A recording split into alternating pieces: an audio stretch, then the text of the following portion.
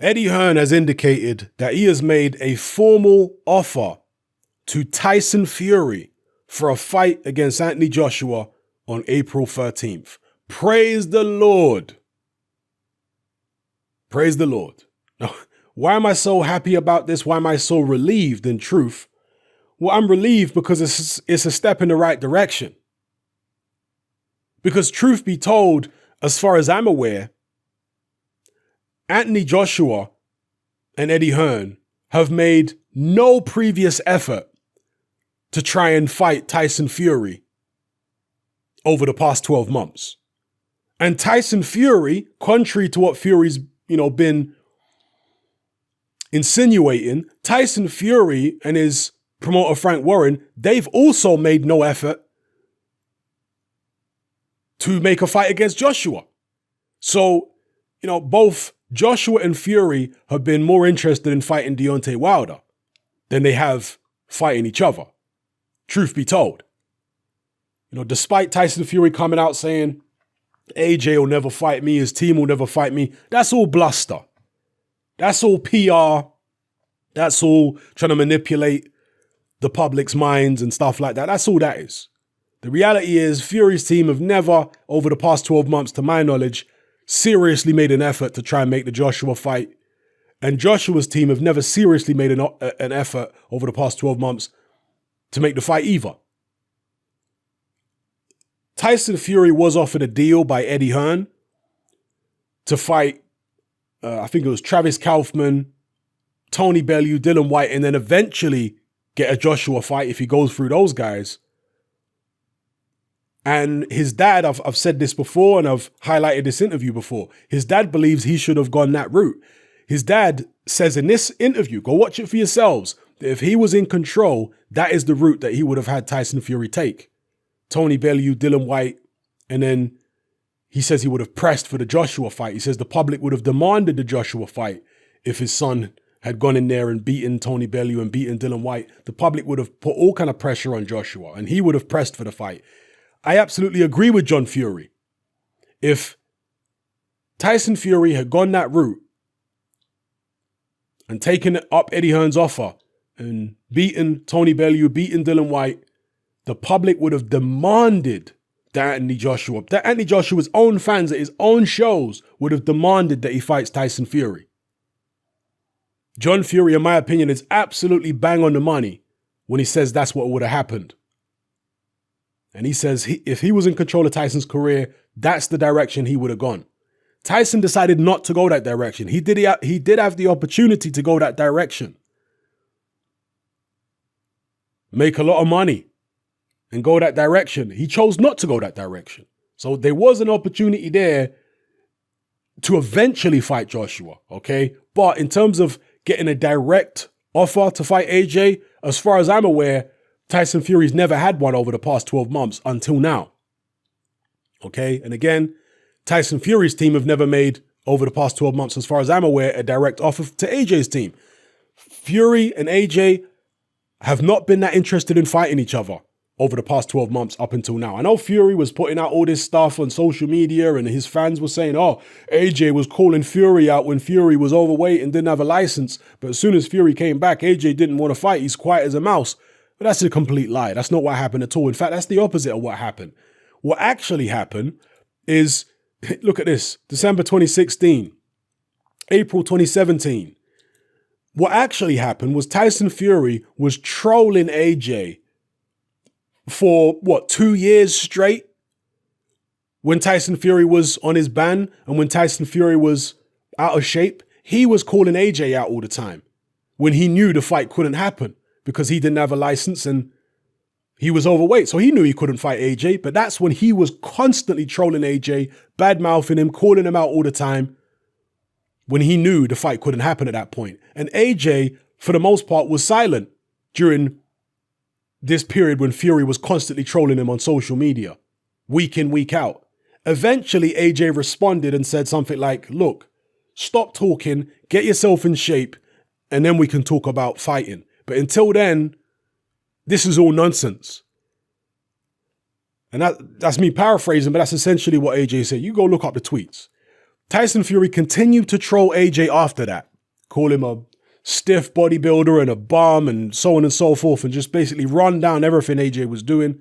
And eventually AJ came out and said, "Get fit, you fat, you know what." That's an infamous tweet that AJ eventually put out after weeks and weeks of non-stop abuse from Tyson Fury. He just said, "Get fit, you fat, you know what." All right? So it wasn't AJ calling Fury out when Fury was unfit. No, it was the other way around. It was an unfit Fury constantly calling AJ out. And AJ said, "If you want to fight me, get fit and get your license. Then we can talk." So the narrative that the Furiettes have been pushing is just total rubbish in terms of AJ calling Fury out, but when Fury's fit, AJ don't say nothing. What absolute fiction. It's incredible that people can barefaced lie like that. Quite incredible. The reality is, since Tyson Fury's comeback, when he's got his license back and he's dropped the weight, he hasn't made any real effort to fight AJ at all. And AJ hasn't made any real effort to fight Fury. Until now. Now AJ's made Fury an offer. Now, do I expect Fury to accept the offer? Probably not. I hope he does. I don't know what the offer is. Eddie Hearn has said he's going to make some of these offers public over the next few days. In his interview, he said he's going to go public with what these offers are. When Tyson Fury and his promoter and his trainer are all talking about 50-50 for an Anthony Joshua fight, I hope it's a negotiation tactic. I hope they're not serious about saying 50-50 or no fight. Because if they're serious, then they don't really want the fight. If they're serious about 50-50, they don't want the fight. Because they know that Tyson Fury's market value, his commercial value, is nowhere near high enough to be demanding 50-50. They know that. You can't demand 50-50 from a guy who's earning 3 or 4 times more than you per fight. That's utterly ridiculous. If Tyson Fury goes ahead with a Wilder rematch, and let's say he makes, I don't know, $25 million from the Wilder rematch, like he does really well on the pay-per-view, and he makes $25 million, and he wins, he gets a WBC title, then he could go to AJ and say 50-50, because he would have proven that he can earn AJ-type money. So he would have proven that his value is at a certain level.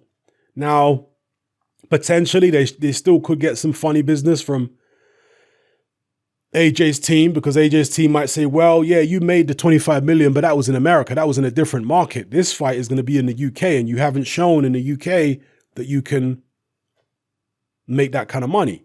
Now, I'm just, theorizing here. Perhaps AJ's team won't do that. But at this point, until Tyson Fury at least shows he can make, whether it's in America or the UK, at least shows he can make AJ level money for any fight or for a particular fight, then the 50-50 demand is absurd. He knows it's absurd. His trainer knows it's absurd. Frank Warren knows it's absurd. So there must be some kind of hidden agenda behind the 50-50. Either they don't really want the fight at the moment, or it's a negotiation tactic. When you're haggling with someone, when you're bartering with someone, I go high, you go low, we meet somewhere in the middle. Maybe it's that. But I'm just glad that there has apparently been some kind of dialogue behind the scenes between Team Fury and Team AJ, and some kind of formal offer made. At least that's what Eddie Hearn is strongly insinuating. There's been a formal offer made. I'm just glad, because that's a step in the right direction. At least we can now say, okay, an offer has been made. So let me know what you guys think in the comment section below. Do you have any hope of AJ fighting Fury? Fury is so quick to say, oh, this fight will never happen, that fight will never happen. Fury said, he said so many things that have been inaccurate over the years, including picking Charles Martin to beat AJ. Fury's dad, said that they would never let AJ fight Joey Parker or Klitschko, and both of those things happened. Fury himself, as you can see here, talking about Granddad Bitchko will deal with Flex, See, after Granddad Bitchko deals with Flex, the old Gypsy King will have to pick up all the pieces again. I'm the greatest ever all time. Have his predictions with regards to Anthony Joshua been accurate? Not really. He also predicted Deontay Wilder wouldn't take the rematch with him. Now, that rematch hasn't been signed yet, but, if it gets signed, then that's going to be yet another Tyson Fury prediction that has, gone wrong. Saying this person is never going to fight me, this person will never take the rematch, and they go ahead and take the rematch. So, anyway, there's some drilling going on next door, people. I'm going to have to end this video right here. But let me know what you guys think in the comment section below about all the points I've raised in this video. Are you now hopeful that we might see AJ versus the Gypsy King? I hope we see it. I'm trying to stay positive. I'm a glasses half full kind of boxing fan. But let me know how you feel in the comments below. It's happening, I'm out. Join me on Patreon. I upload a minimum of 2 podcasts every single week, covering a wide variety of controversial topics, as well as live stream Q&A sessions. Take a look on screen right now at some of the podcasts I've produced so far. For just $3 a month, the equivalent of about £2 a month, you get access to all my new podcasts and my entire back catalogue of past podcasts, including my popular Confessions of a Nightclub Bouncer series. You can listen on your computer or on your smartphone or tablet by downloading the Patreon app from the Google Play Store or the App Store for free. The Patreon app also allows you to download each podcast in MP3. For less than the price of a cup of coffee, you get access to dozens of hours of exclusive content. It's easy to sign up, there's no contract, and you can cancel at any time. So come and join our community of free and critical thinkers by signing up with me here on Patreon today.